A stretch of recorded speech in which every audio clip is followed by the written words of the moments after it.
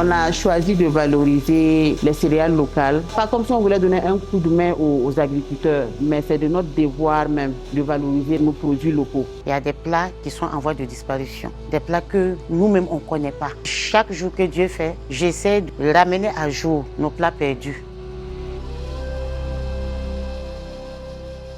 Des restauratrices comme Aminata Konaté, Madina Diallo, Aziza Sawadogo et Mariam Sankara ont décidé de freiner la perte de nos valeurs culinaires. Une même passion les anime, celle de revaloriser les mets locaux burkinabés et prouver à la jeune génération que manger local, c'est aussi manger sain et responsable. J'ai voulu me démarquer des autres vendeuses, donc je voulais faire un truc assez un peu exceptionnel. J'ai essayé de combiner les céréales et je suis tombée sur le sorgho rouge. J'ai d'abord commencé par le sorgho uniquement rouge.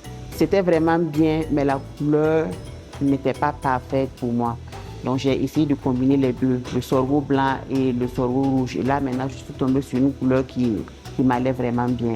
Il y avait le goût, il y avait la couleur et c'était vraiment parfait. Il y en a à la première consommation qui n'ont pas trop apprécié parce que pour eux, le donkuno, ça devait être uniquement du maïs. Mais il y en a qui viennent aussi, si ce n'est pas le donkuno de sorgho, ils ne prennent pas. Ils adorent vraiment ça. Chez Aminata, chaque ingrédient est choisi pour un but précis, combiné à un savoir-faire local. J'ai choisi les feuilles de maïs parce que ça c'est très bio. Voilà, c'est bio et puis ça donne un autre goût différent de l'emballage en plastique. Ces crevettes-là, par exemple, ça vient du barrage de Nanoro. Nos petits poissons-là, ça vient du barrage de Tangé à côté ici. Ici, on n'en trouve pas souvent aussi, c'est de Samandeni et ça vient souvent aussi de Kaya. Riche en fer et en fibres, le donkuno à base de sorgho est un plat local aux vertus nutritionnelles reconnues.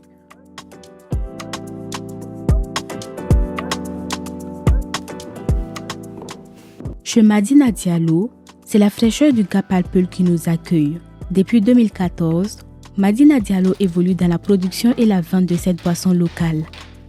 Servi lors des fêtes, des mariages ou simplement pour accueillir un invité, le Gapalpeul est pour elle un héritage culinaire qui symbolise le partage, la convivialité et l'identité. Bon, le Gapalpeul, parce que là, on faisait ça à la maison avec les mamans. Chez nous, les Peuls, quand un étranger vient, on lui donne du Gapal, un symbole d'amour, de bienvenue dans la famille et tout. C'est pour ça que nous, on a adopté ça. Donc, toute personne qui vient chez nous, bon, le Gapal, c'est la base. Préparé à partir du yaourt fermenté et du mil soigneusement moulu ou pilé à la main, il peut être sucré ou nature selon les préférences des clients. On a plusieurs types de Gapal et chacun a sa manière de faire son Gapal. Particulièrement, notre Gapal, quand tu prends, tu as le mil.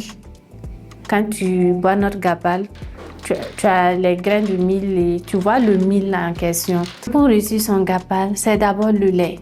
Si tu as une bonne quantité, de lait, tu vas réussir ton Gapal. Au-delà de sa saveur agréable, cette spécialité locale est une boisson aux multiples vertus. Le petit mil également, c'est très nutritif pour les enfants, pour les femmes allaitantes, pour les personnes âgées. Madina Diallo fait partie de ces femmes qui prouvent qu'on peut innover sans renier nos racines. Et à travers le Gapalpeul, elle valorise la culture et l'identité.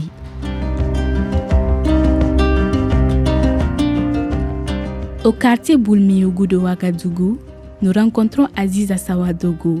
Passionnée par la cuisine traditionnelle burkinabé depuis 2019, elle s'est donnée pour mission de redonner vie à plusieurs produits locaux, parfois oubliés ou délaissés. Il y a des plats qui sont en voie de disparition, des plats que nous-mêmes on ne connaît pas. C'est pour aussi donner ça à la génération future, pour leur montrer les plats que nos parents ont laissés avec nous. Nous aussi, on doit les laisser avec ces plats, pour qu'eux aussi, ils arrivent à montrer ça aux étrangers qui vont venir au Burkina Faso et à leurs enfants, de génération en génération. Actuellement, il y a plein de maladies maintenant.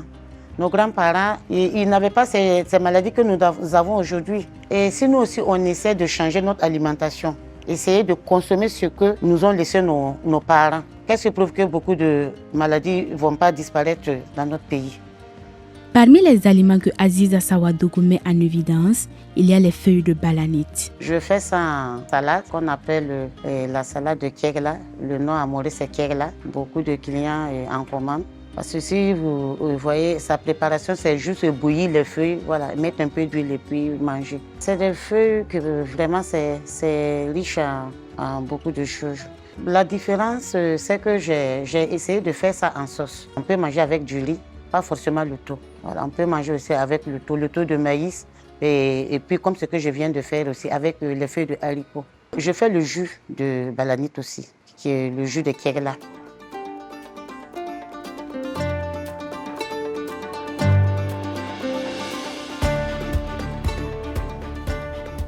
Tout comme Aziza Sawadogo, Mariam Sankara, populaire vendeuse de mets locaux, s'inscrit dans la même dynamique. Depuis près de 10 ans, elle se bat pour mettre en valeur les mets du pays. Dans son restaurant, on retrouve par exemple un plat traditionnel de la région du Goulmou, qui est le boal-boala, fait à partir de la farine du petit mil. Par exemple, moi qui étais petite, quand tu arrives de l'école à midi et qu'il n'y a pas à manger, il y a la farine rapidement et tu fais passer ça à la vapeur. Il y a l'huile et puis le sel et puis tu essaies de manger rapidement quelques boules pour reprendre la route de l'école. Donc c'est un mets local très riche à base de farine de petit mil et c'est demandé à tout moment. Pour moderniser un peu, j'essaie de faire des boulettes de viande où j'ajoute également dans le bois-bois. Ça donne un autre goût, voilà, et c'est tellement très bon et c'est très consommable. Pour certains, le bois-bois évoque des souvenirs, parfois des moments difficiles de leur enfance. Aujourd'hui, au restaurant chez Mamsang, ces mêmes personnes le dégustent avec enthousiasme. Les clients aiment bien, ça leur ramène en arrière dans leur enfance et tout, même s'il y a certains où c'était de l'enfance difficile, c'est vrai, mais aujourd'hui ils sont fiers de remanger ce mets-là et c'est intéressant.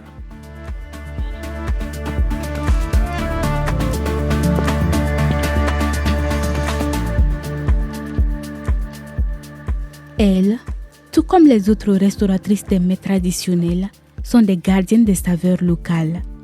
Elles ont la conviction que valoriser notre gastronomie, c'est préserver ce patrimoine pour les générations futures. En créant de la valeur autour de ces mets locaux, ces restauratrices créent également de l'emploi et contribuent à l'essor économique du Burkina Faso.